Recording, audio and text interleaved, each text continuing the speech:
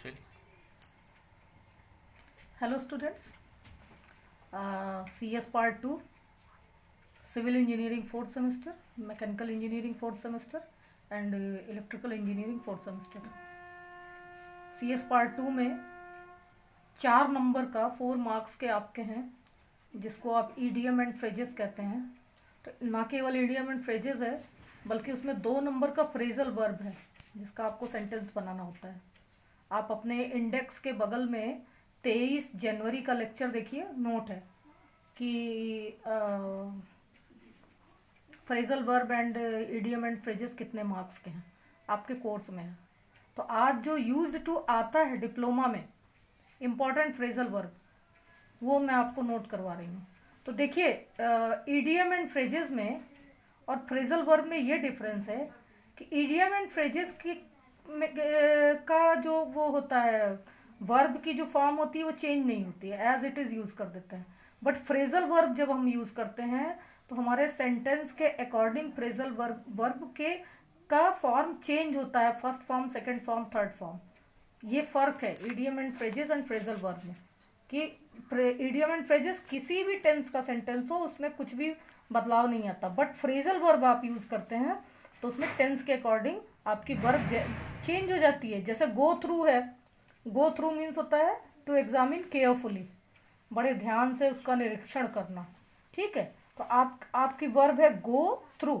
अब ये जो गो थ्रू है ये वेंट थ्रू भी हो सकता है एंड गोइंग थ्रू भी हो सकता है, गो वेंट गॉन थ्रू भी हो सकता है अकॉर्डिंग टू आपके सेंटेंस। देखिए, तो हम पहला लेते हैं गो थ्रू। गो थ्रू का मतलब होता है बड़े ध्यान से निरीक्षण करना, ऑब्जर्व करना, टू एग्जामिन केयरफुली, बड़े गौर से देखना, उसका सर्वे करना, इसको गो थ्रू बोलते हैं। एक एग्जाम्पल लेते हैं जो कि आजकल अखबारों में खूब चल रहा है, लेटेस्ट एग्जाम्पल बिल्कुल इस समय चल रहा है और आपके एनर्जी कंजर्वेशन से रिलेटेड है ये sentence. Go through about BEE strategy for crude oil reserve. ध्यान से देखिए, गो थ्रू, ध्यान से निरीक्षण करिए, about BEE strategy, B bureau of energy efficiency की स्ट्रैटजी, रणनीति के बारे में ध्यान से निरीक्षण करिए क्रूड ऑयल रिजर्व के मामले में, कि क्रूड ऑयल रिजर्व पे इस समय बी क्या कर रहा है, इस पे गो थ्रू यानी ध्यान दीजिए, बिल्कुल प्रेजेंट इंडेफिनिट का टेंस है, गो थ्रू। अब हम सरल एग्जांपल लेते हैं तो थोड़ा टफ हो गया, कि go through about BEE strategy for crude oil reserve, यानी ध्यान से निरीक्षण करो कि इस समय बी जो है ब्यूरो ऑफ एनर्जी एफिशिएंसी, उसकी रणनीतियाँ क्रूड ऑयल रिजर्व के मामले में, कच्चे तेल के मामले में क्या है। अगला एग्जांपल देखिए, इजी सा बिल्कुल। यहाँ देखिए गो का चेंज हो रहा है form, the police is going through in bank robbery. अब यहाँ देखिए, बैंक रॉबरी के मामले में, बैंक की लूट के मामले में पुलिस गोइंग थ्रू यानी कि बड़े सावधानी से निरीक्षण कर रही है, प्रेजेंट कॉन्टिन्यूस टेंस हो गया। The police is going through in bank robbery, यानी बैंक रॉबरी में पुलिस बड़े सावधानी से निरीक्षण कर रही है। मतलब जो हमने आपको बताया कि फ्रेजल वर्ब सेंटेंस का जो टेंस होता है उसके अकॉर्डिंग उसकी मेन वर्ब चेंज होती रहती है। Go through, going through, went through, gone through, कुछ भी हो सकता है आपका जैसा सेंटेंस हो जिस टेंस में। दूसरा देखिए, पिकअप। पिकअप माने होता है उठाना, चुनना। ठीक है, उठा लेना, किसी गिरी हुई चीज़ को उठा लेना। देखिए, अब पास्ट इंडेफिनिट का टेंस होगा तो हमारा क्या हो गया, ही पिक्ड अप, उसने उठा लिया, this is phrasal verb. He picked up his pen from floor, ज़मीन पर से उसने पेन को उठा लिया, पिक्ड अप हो गया पिकअप का। तो एग्जाम में आपके ये नहीं दिया रहेगा कि किस टेंस में आपको बनाना है, वो आपके अपने विवेक के अनुसार, अपने कॉन्शियस के अनुसार आपको बनाना है। शायद ही दिया रहे कि इस टेंस में इसको बनाइए फ्रेजल वर्ब को, बट आपको सेंटेंस बनाना रहेगा और उसकी मीनिंग भी लिखनी रहेगी। तो पिकअप की मीनिंग, और हाँ, हिंदी में नहीं लिखनी है मीनिंग, इंग्लिश में ही लिखनी है। तो pick up, to lift, he picked up his pen from floor, उसने जमीन पर से पेन को उठा लिया। अगला हमारा है back out. Back out, back out का मतलब होता है कोई वादा करना या कोई वचन देना और उससे फिर पीछे हट जाना, मुकर जाना। टू इग्नोर प्रॉमिस, अपने वचन को तोड़ना, अपने वादा खिलाफी करना, अपना वादा तोड़ना। ठीक है। बैक आउट ये डिप्लोमा में अक्सर आता है, बैक आउट। तो you promised me to help, past indefinite tense, तुमने मेरी मदद के लिए वादा किया था। You promised me to help, तुमने मदद के लिए वादा किया था। नाउ कॉमा लगा है यहाँ पे, now you can not back out. अब ये प्रेजेंट इंडेफिनिट कट हो गया, यहाँ आधी क्लॉज पास्ट इंडेफिनिट, आधी क्लॉज प्रेजेंट इंडेफिनिट। तो now you can not back out, अब तुम मुकर नहीं सकते। You promised me to help, तुमने वादा किया था मदद के लिए। Now you can not back out, लेकिन तुम मुकर नहीं सकते, अब तुम मुकर नहीं सकते। Now you can not back out. अब इसी सेंटेंस को हम दूसरे तरीके से बना सकते थे। You promised me to help but now you are backing out. तब क्या हो जाता, now you are backing out, यानी अब तुम मुकर रहे हो। तो हमारा सेंटेंस होता है you promised me to help, now you are backing out, अब तुम अपने वादे से मुकर रहे हो। तो बैक का हम बैक्ड, बैकिंग कर सकते हैं। अगला है हमारा ब्लो आउट। देखिए, एक होता है बुझना और एक होता है बुझाना। बुझना अपने आप बुझ जाना, स्वतः प्रक्रिया है ये बुझने की। अब बुझा देना, कोई दूसरा उसको बुझा दिया। तो आप लोग इंग्लिश में जब सेंटेंस बनाते हैं तो जहाँ पे बुझना आया वहाँ तो आप फेंटेड लिख देते हैं, और भी बहुत सारे वर्ड्स हैं। बट बुझाना आया तब आपको समझ में नहीं आता कि क्या करें, तब डू लगाएंगे, मेक लगाएंगे, नहीं। बुझाने को ब्लो आउट बोलते हैं। Blow out, BLOWOUT, out, blow out. जैसे देखिए, मान लीजिए हमारा सेंटेंस है हवा से मोमबत्ती बुझ गई, यानी बुझ गई, बुझा दी गई, हवा द्वारा बुझा दी गई, अर्थ यही निकल रहा है ना। हवा एक फैक्टर है जिससे मोमबत्ती बुझ गई। अब इसका आपको इंग्लिश में बनाना हो तो क्या करेंगे, तब आप ये फ्रेज यूज करेंगे, phrasal verb. The wind blew out, BLEW, blow का second form blue.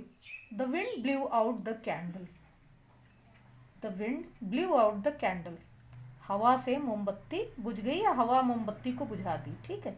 Blue out, यहाँ देखिए ब्लो का हमने फॉर्म बदल दिया, blew out the candle, past indefinite tense. अगला सेंटेंस देखिए, कॉल ऑफ। कॉल ऑफ का मतलब होता है टू कैंसल। इसको हिंदी में समझते हैं, जैसे आपके सेशनल एग्जाम 19 मार्च से शुरू होने थे, लेकिन ड्यू टू लॉकडाउन वो कॉल्ड ऑफ हो गए, कैंसिल हो गए, ठीक है। टल गए या टल जाना पोस्टपोन्ड होता है। पोस्टपोन्ड माने टाल देना, और कैंसिल कर देना अलग चीज़ होती है। कभी कभी क्या होता है, कैंसिल पोस्टपोन्ड को ही हम कैंसिल करना कहते हैं, जब तक कि हमें पोस्टपोन्ड हम तब कहेंगे जब हमारे पास अगली डेट हो। सपोज दैट 19 को हमने कैंसिल किया तो हमारे पास एक फिक्स डेट होती, तो हम कहते हैं कि ये 19 को पोस्टपोन्ड हुआ और इतने को फिर जो है ये होगा। बट हमारे पास अभी डेट नहीं है ना आपके सेशनल की, तो that is called off, call of. जब आपके पास पोस्टपोन्ड शब्द वहाँ यूज़ करते हैं जब आपके पास उसी काम के लिए अगली डेट, अगला टाइम हो। जैसे किसी की शादी टल गई तो नई डेट अगर मिल गई, देन वो पिछली वाली डेट पोस्टपोन्ड हो गई। लेकिन अगर नई डेट नहीं मिली तो वो कॉल ऑफ हो गया फिर। तो कॉल ऑफ एंड पोस्टपोन्ड का ये फ़र्क है कि पोस्टपोन्ड में आपको नई डेट मिलती है, और अगर इसमें भी आपको जब नई डेट आ जाएगी तो 19 मार्च आपका तो कॉल ऑफ नहीं होगा, पोस्टपोन्ड होगा। ओके, तो पोस्टपोन्ड तब यूज़ करेंगे जब हमें नई डेट मिलेगी, बट कॉल ऑफ में हमारे पास डेट नहीं है नई, या नया टाइम नहीं है, नई सूचना नहीं है कोई इसके बारे में। तो call off means cancel, to cancel, cancel करना। The match was called off because of bad weather, खराब मौसम के कारण मैच कॉल ऑफ हो गया, कॉल्ड ऑफ हो गया, पास्ट इंडेफिनिट है।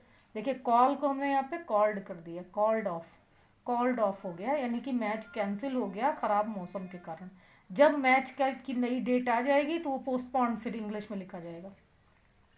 अगला देखिए, नॉकआउट। नॉकआउट का मतलब होता है, आप लोगों ने एथलीट्स को देखा होगा, उसमें कुश्ती में पहलवानों को नॉकआउट शब्द का इस्तेमाल बहुत होता है। नॉकआउट का मतलब होता है to hit someone and make him unconscious, किसी को इतना मार देना कि वो बेहोश हो जाए, अचेत हो जाए। नॉकआउट का मतलब होता है किसी को इतना मार देना कि वो बेहोश हो जाए। अब देखिए, तो ये नॉकआउट पहलवानी में बहुत यूज़ होता है, एथलीट्स यूज़ करते हैं। ही knocked out his opponent in the boxing, boxing के खेल में उसने अपने अपोनेंट को, अपने विरोधी को नॉकड आउट कर दिया, यानी इतना मारा कि वो बेहोश हो गया। अपोनेंट सामने वाला, प्रतिस्पर्धी। Opponent, OPPONENT, opponent. He knocked out his opponent in the boxing. Boxing के खेल में उसने अपने अपोनेंट को, विरोधी को इतना पीटा कि वो बेहोश हो गया। आप इन फ्रेजल वर्ब्स को उम्मीद है कि समझ गए होंगे। एक्सरसाइज आज की नोट करिए, नई एक्सरसाइज, और नहीं समझ में आए तो मुझसे पूछिए, जो कि डिप्लोमा में बहुत आती है। पहली है let in, LET, let IN। Let in, let in की इंग्लिश में मीनिंग होती है अलाउ टू एंटर, अंदर आने देना। देखिए, भीतर आना और भीतर किसी को आने देना, ये दो अलग अलग शब्द हैं, है ना। कम इन, भीतर आना, बट भीतर आने देना, अगले को आने देना, क्या हो जाएगा? Late in. लेट इन, भीतर आने देना। Let in, allow to enter, ALLOW, allow to enter. अगला देखिए, डिप्लोमा में मतलब जैसे लगता है कि इसको आना ही आना है, हर साल ये एग्जाम्पल एकदम फिट रहता है, क्या आएगा पता नहीं क्या बात है इसमें। लुक आफ्टर, बहुत आसान है ये, हम लोग भी यूज़ करते हैं इसको behavioural. Look after, to care, देखभाल करना, किसी की भी देखभाल करना। लुक आफ्टर, किसी की देखभाल करना। इसका सेंटेंस बनाइएगा और मीनिंग लिखिएगा इसकी। अगला देखिए, put up with. Put up का मतलब, सिर्फ पुट अप लिखेंगे तो इसका मतलब होता है किसी से क्वेश्चन करना। पुट अप, पुट अप का मतलब क्वेश्चन होता है, बट यहाँ पे put up with, put up with का मतलब होता है टू बियर पेशेंसली, धैर्य से किसी को बर्दाश्त करना, सहन करना किसी को। पुट अप विद, किसी को बर्दाश्त करना, किसी को ज़बरदस्ती सहन करना धैर्य के साथ। ये तीन है हमारे, let in, look after, put up with. इनका आप सेंटेंस बनाइए और मुझे व्हाट्सएप करके भेजिए, ना समझ में आए तो मुझसे पूछिए। और हाँ, ये 26वां लेक्चर है आपका CS पार्ट 2 का, ठीक है। और अब तक आप बहुत कुछ सीख चुके हैं, इसको भी सीखिए। ये फ्रेजल वर्ब आपके 4 नंबर के हैं। Thank you.